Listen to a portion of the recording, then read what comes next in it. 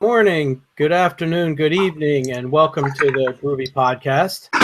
My name is Ken Cousin, podcasting from Marlborough, Connecticut this time. And my name is Baruch, and I'm broadcasting from Santa Clara, not so shiny Santa Clara, California. well, you may not be so shiny. We're actually not bad. Much of the East Coast is going to get clobbered by a big snowstorm this weekend, but I think we're just far enough north, ironically, that we're only going to get some. I mean, we may get 3 inches or something like that, whereas Washington, Baltimore, Philadelphia, they're going to get a couple of feet of snow. Yeah, tell me about it. We had big plans to travel to our Israeli office, a lot of JFrog, and most of the flights got canceled and what's not. So Which we office? are very well aware of the storm. Which office were you going to go to? The one in Israel, our biggest office in Israel. Oh, I see. But you can't get past the East Coast. There's so many canceled flights. Is that the problem? Yeah, and we are all on United, so it's all Newark and. Right. I heard they shut down Dulles already, which is devastating for that. That's just amazing. At any rate, it's been a while. I'm glad we're able to get together to put a brief podcast together. Welcome, everybody. Thank you for your patience for all the time since the end of the year. Hope you had a nice holiday. Did you have a good holiday, Brooke? Yeah, that was our first Christmas here in the United States, and we enjoyed it quite a bit. Oh, wonderful. Good to hear it. We had fun as well. It's been a little bit more quiet around where I am. The training business tends to get quiet around the holidays, as you might imagine. But we're building up for both training classes as well as the No Fluff, Just Stuff season, which starts at the beginning of March. I should mention, in case I forget about it, that I do want to thank the No Fluff, Just Stuff conference tour for hosting the homepage for the Groovy podcast. We are at nofluffjuststuff.com/Groovy podcast. It's that simple. It's in the show notes, and the recording will be hosted there indefinitely, so you'll be able to go directly to that. In principle, both for the YouTube video and for the audio file. Last time, apparently, they only got the audio file, but I'll contact somebody and see what that's all about. All right. So, we put together some notes. I mean, I know it's been a while, but there are some major things we certainly can talk about. I saw a tweet just, I think it was yesterday, about Grails releasing 3.0.12, yes, as well as the 3.1 release candidate 2. Yep. It was yesterday, right? Pardon me, go ahead. Yesterday, that's right.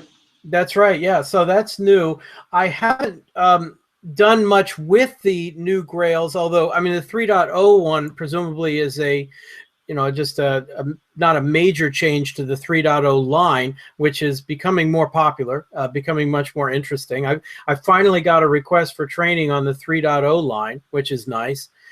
But the 3.1 line, even though that's not technically released yet, I've seen some people talking about adding like an Angular JS front end on that. Have you seen that? Yes, I heard about it, and we JFrog look forward to try it out. We actually started or about to start the migration of Bintray to Grails 3, and we are definitely looking for this 3.1 with Angular to give it a try, because our factory UI is Angular and we feel quite comfortable with it, and being able to merge both our good experience with Grails with our good experience in Angular, it's definitely something that we're looking forward to hear more, to learn, to try. Yep. Well, I think this whole trend of web development moving to more RESTful-based web services is something that is very popular, and Grails 3 makes that relatively easy anyway, and 3.1 adding this additional profile hopefully will be very popular. I have not played with that yet. I did see that, I'm going to have to look that up to put it in the show notes. Somebody did a talk down in the Austin Groovy and Grails user group or the Java users group about adding an Angular profile. I don't know how official that is, but it's good to see that there's a lot of effort in that area.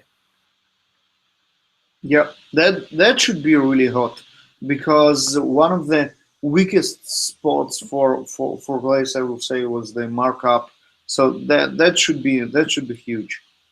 Right, and of course, everything being based on Spring Boot now, it'll have all the analytics inside it and all of the reloading capabilities and all the other features that automatically come with that. So I'm looking forward to that. I don't know what the schedule is for the release, but if we're already on RC2, I imagine it can't be that long from now. Probably within a month or so, we'll have the 3.1 official release.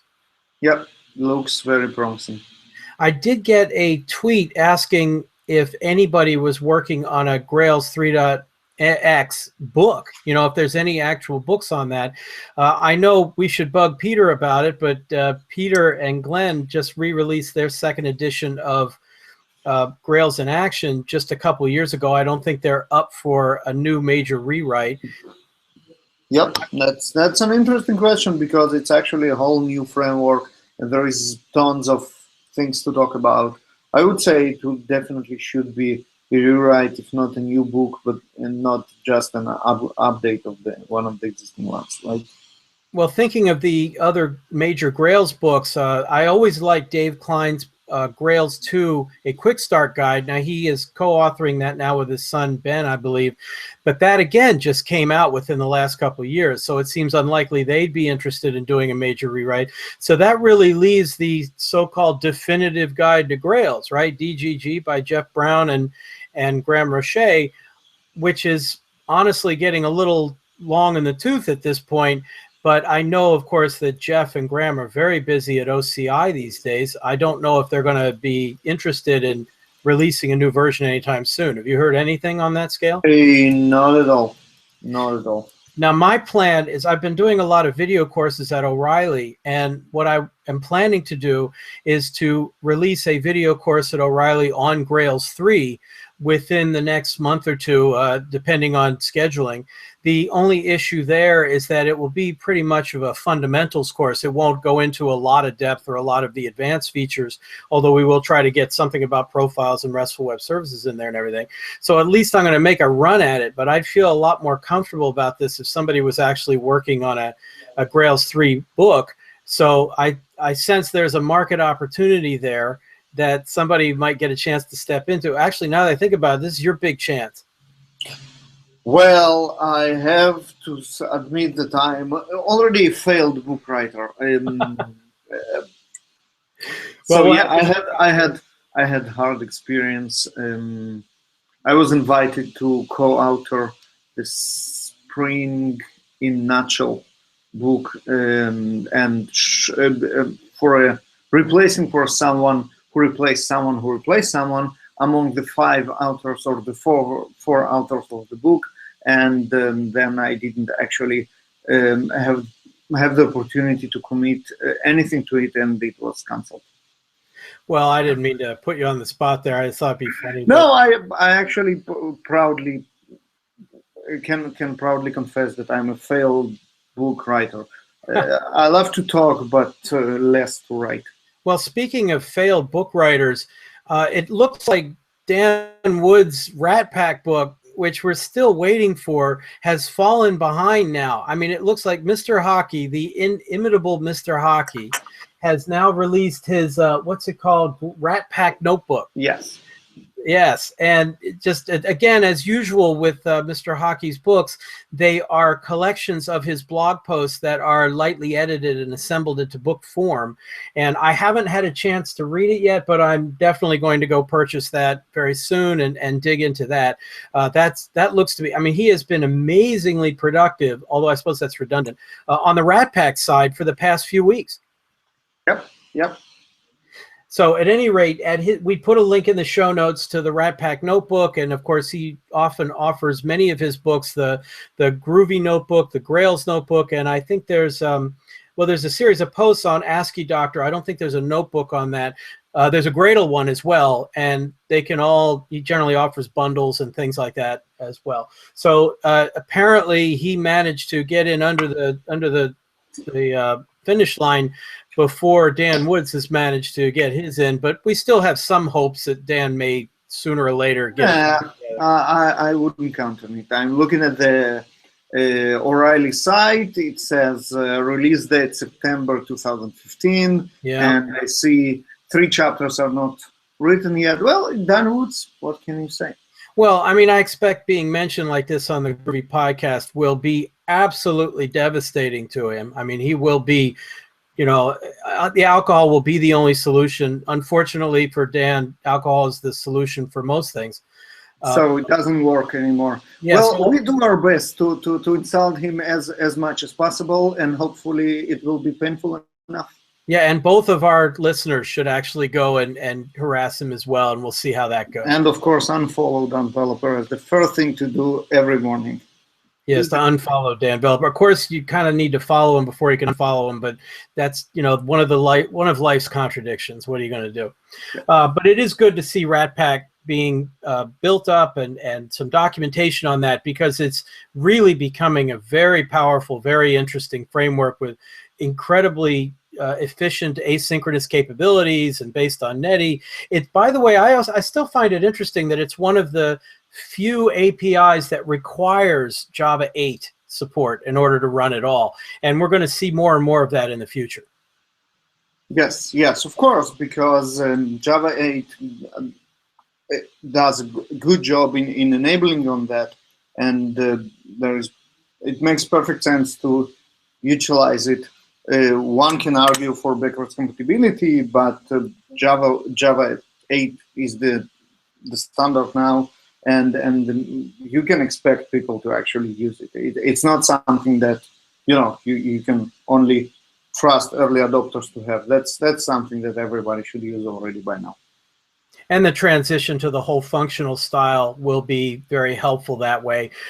It should make for much more reliable, testable, interesting code in the future. I am seeing in my area of the US, or the companies that I deal with, I'd say there's been a relatively strong uptick in adoption of Java 8, but it's happening very irregularly across the country. A lot of the more innovative early adopter type companies are definitely moving to it, and a lot of the larger, more traditional companies are certainly taking their time. But have you noticed Oracle has made it extremely difficult to install anything other than Java 8. They've really hidden the download page. They've made it hard to find. You have to find an archive page. It's basically you have to use Google to find the right download page to install Java 7, which is very interesting. Yeah, and that's actually very good, because Java 8 is one of those updates when you actually have to force people to update and never look back. Absolutely. I think this will be an interesting year to watch to see how that plays out. Mm-hmm. One of the, of course, I'm sorry, do you have a comment you want to make? Go ahead. One of the interesting reasons to adopt Java 8 again is that functional approach. And speaking of that functional approach, I believe there were a couple of functional Groovy talks given at the Great Conf in India, which happened, I believe it was the 16th of this month, January 16th. Yeah, I think it was just over a couple of days ago. Yes, it was in, I think it's in New Delhi. That's now gr8conf.in to go along with greatconf.eu and greatconf.us. And from what I understand, there were, about 250 people were there. Yeah.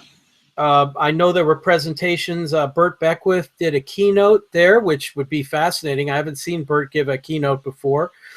I know that my personal hero, Paul King, was there as well. I think he did a functional talk as well.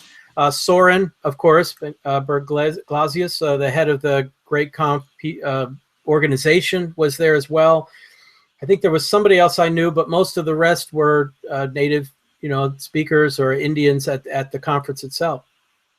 Yes, and I also heard and what I saw in the web, very, very good feedback. People liked it, and it's a big conference. I recall seeing something about the ability to, they did either a broadcast, a simulcast, something like that. There were several thousand people that are able to follow a live feed in order to see what was going on at the conference. Although that may not have been live, that may have been, delayed or something, but there was certainly a lot of interest, and that's always good to see. Mm-hmm. Yes. So I assume that some of those presentations will eventually wind up recorded and available through, InfoQ or one of the other hosting mechanisms. Actually, now that I think about it, the GreatConf US talks and the GreatConf EU talks wind up on a YouTube channel, as I recall. Yeah, and by the way, I'm not sure. I'm not sure if either last year's European or the US are already up. The US ones, I know I don't know if they're some of them, not all of them. Right, but there were a lot, and yeah, they're very good about getting them up as soon as possible. So that's always a useful thing, especially if you're interested in more of the cutting edge topics that don't have a lot of coverage other ways. You can go to the YouTube channel and see what's available that way. It's a good way of distributing information. Yes.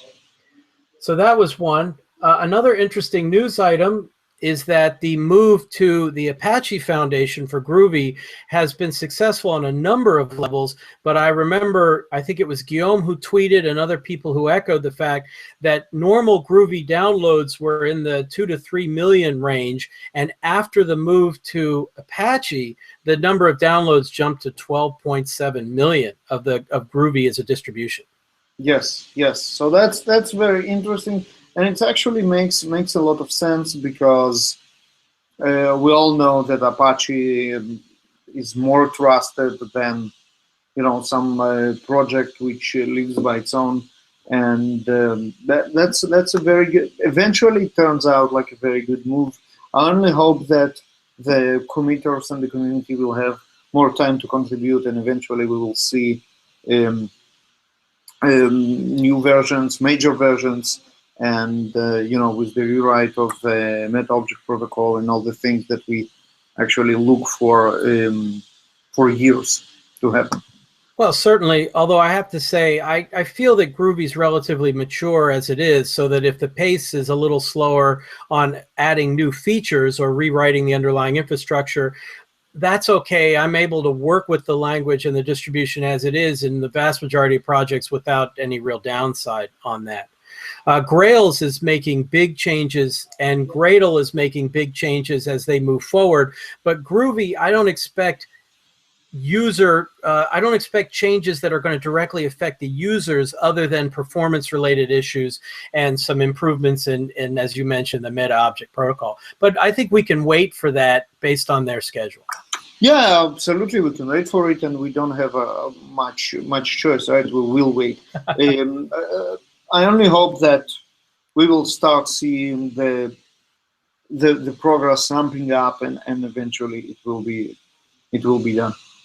I was a little surprised though at the number of downloads. I know companies trust Apache Software Foundation, but I would not have anticipated the number of downloads, pardon me, to go up that much. That's quite a gain. Yes. By the way, if you're not aware, there's a Twitter feed called Apache Groovy. I do recommend it. It's a good way to monitor these things. The Apache Groovy Twitter feed also mentions when videos get posted or other slides get added. Lately, a bunch of the videos from the Spring 1 2GX conference in, I think that was in September, right, from 2015. Yes. Are now starting to show up on InfoQ. They have always had a relationship with InfoQ. A couple of my presentations wound up there, an advanced Groovy tips and tricks one. And I remember something in a news item we have to mention. One of my talks that was there that got added, probably the weakest one, I have to say, was my the talk on concurrency, the Jeepers talk, GPARS. And while I'm not going to push my talk, what I will push is that the new Jeepers website is now available. Have you seen that? Yes, I did, and it looks very good. That was sorely overdue, but they did a wonderful job. And Jeepers, I still feel, is one of the underknown, I don't know how to say it exactly. It's just not underpublicized, perhaps. APIs from the Groovy ecosystem it's exactly your typical Groovy idiom of assembling solutions from many other sources and then putting everything together, adding the Groovy simplifications and the comfort level, and making it something that's incredibly useful both in Groovy and in Java applications. So they have, for those who don't know, Jeepers, GPARS, the Groovy parallel systems, has an actor model in it. It has data flows, which are very similar to reactive programming. They have what else? They have They have streams.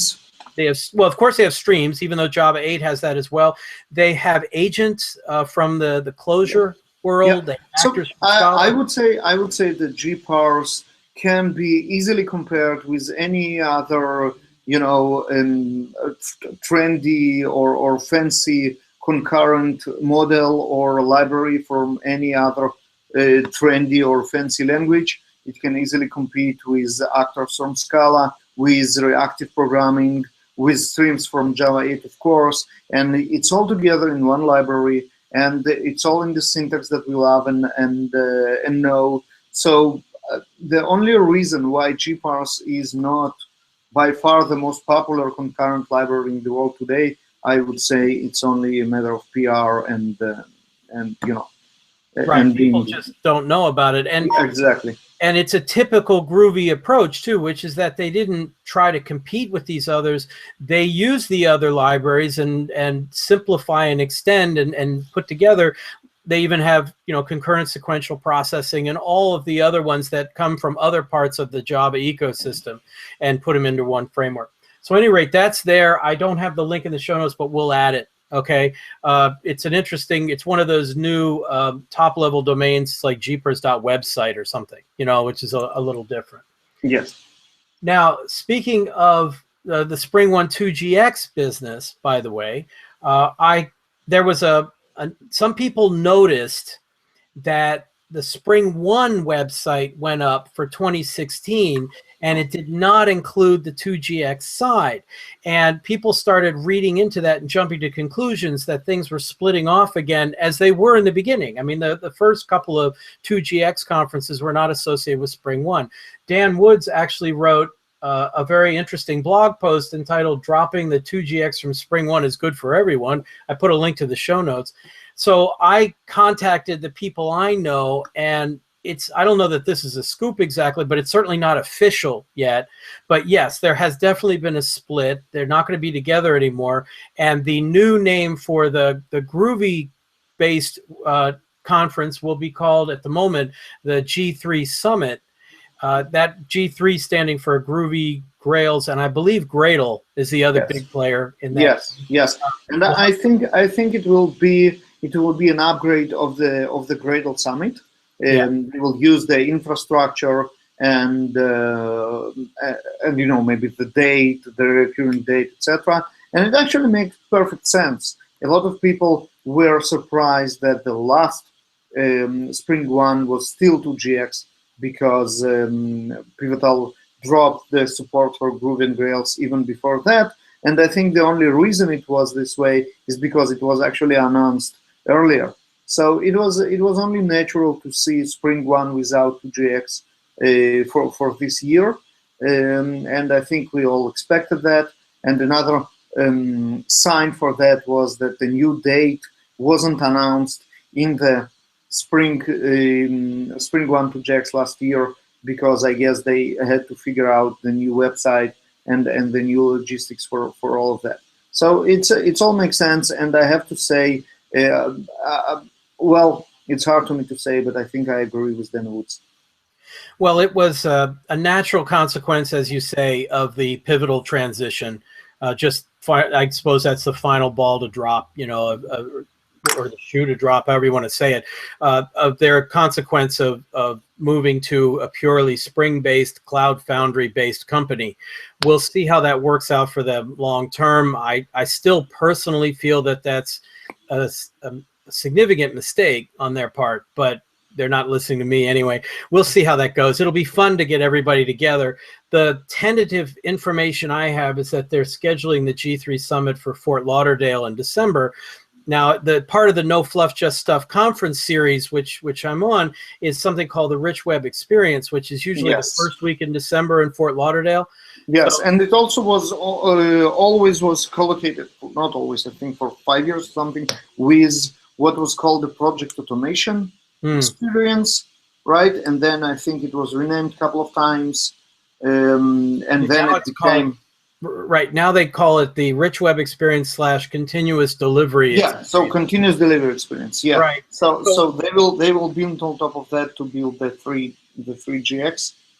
I Now would we'll see say, about G3. So we'll see how that actually schedules, to see whether they're concurrent or one's after the other or however they plan to play it. But I can assure you that Fort Lauderdale in December is a good location.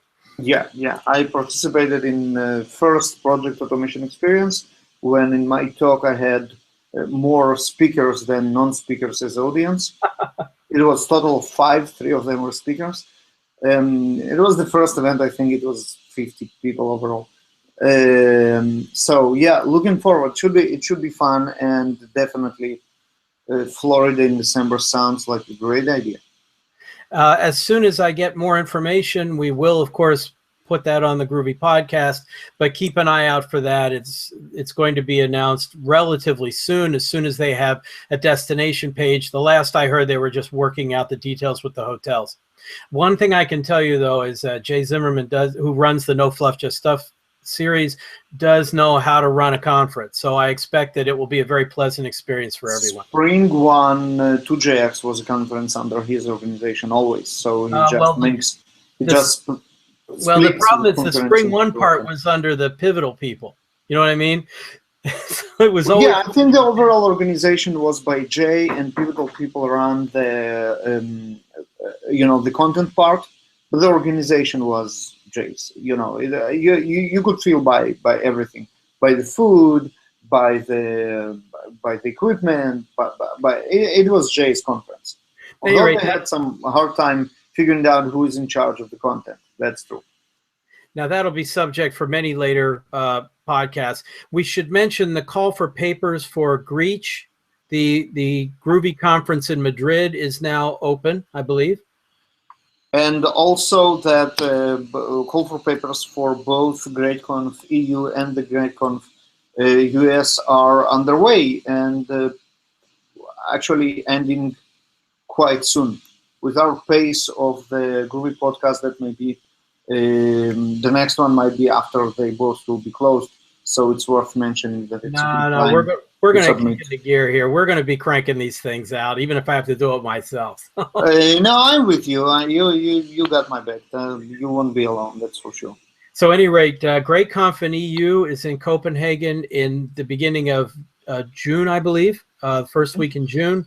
GreatConf in the US will be, I believe, its typical time is the third or fourth week in July in Minneapolis. I'd rather be in Minneapolis in July than now. It's going to be very cold and snowy now. It's much better to be there then. July is great. July is absolutely great. Now I'm looking at our notes, and the only thing I see other than this is that we both, it turns out, put in independently that the Daily Gradle Twitter feed is now available from. I put his name in the notes, and I didn't know how to put the accent on the E. Do you know how to pronounce that, Schalk? Would you say Kronyi? Yeah, that sounds about right. I call him Chalk, so I really don't know about the last name. I'm guessing if I get it wrong, please let us know. We'll make sure we get it right the next time. So at any rate, it's called @DailyGradle. That's a nice one. The Gradle people have had a relatively recent release with 2.10. I know 2.11 has a milestone version out now. I'm not sure where they're going with that yet. I know they're planning to change the model substantially, but I don't know if those substantial changes are going to wind up in 3.0. That was what I believe. I guess what I'm trying to say is I don't know whether there'll be major changes in a 2.11 or 12, or whether those major changes will be held to the 3.0 release, which is not far down the line, I believe. Yeah, it looks like so. It's been a while since those changes were announced. I think it was the Grail's the Gradle Summit last year. So it's been like, I would say, like 7 months already. So yeah, it's about time to see them released. I believe the Gradle Summit for 2016 is also having its current call for submissions as well. Mm-hmm. So I think that's happening. I haven't seen that widely publicized, but I believe that's going on. Oh, and I should mention, if you want to say G3 and you say if you don't want to say Groovy and Grails and Gradle, we certainly are more than happy to include Griffin in that, just as a nod to Andres Almiray. Or you could say Gaelic, I suppose, or whatever other G you want. Chicaros, or yeah, we have plenty. Yeah. Anything that you happen to be doing or working on you want to mention? No, so I think I already mentioned our excitement with Grail 3, and looking forward to start migrating Bintray to it. And I will probably be back with some stories from the trenches regarding our migration. It will be fun. Great. I'll also mention I'm in the process of finishing up my O'Reilly book called Gradle Recipes for Android. There's already I don't want to miss mentioning that there's already a Gradle for Android book from Pack Publishing. Kevin Pelgrims, I think, did a wonderful job of that. Mine's more a recipes book. His is more the traditional exposition. Mine will only have the advantage of having come out sufficiently later that it'll be on the more up-to-date versions of the software. But honestly, they're hopefully quite complementary. And then we will see what happens before our next podcast. So thank you very much for being available, especially at late notice. We should apologize to Craig for being this late on this, right? Yes. Well, for our listener, I would say, right? Yeah, that's right, because he's actually remarkably loyal, and that's good. I'm sure for a single listener, it's a great achievement. I think he's also, by the way, he gets credit for the entire Unfollow Dan Developer movement, which is really quite a resume stuff. And Groovy Horse and the Angry Elephant and all the rest of the fake Twitter accounts. I'm sure he would deny those, but okay, yeah. We can say whatever we like. It's listen only. You cannot deny. Okay, well, I will put something in Twitter about this podcast right here. Of course, it will also appear shortly on the Groovy Podcast homepage at nofluffjuststuff.com/Groovy Podcast. Good to see you, and hopefully we will talk again within a couple of weeks. Absolutely. Great. You take have a good, stay safe with the storm, and we'll talk soon enough. Excellent. Bye-bye. Take care. Bye-bye.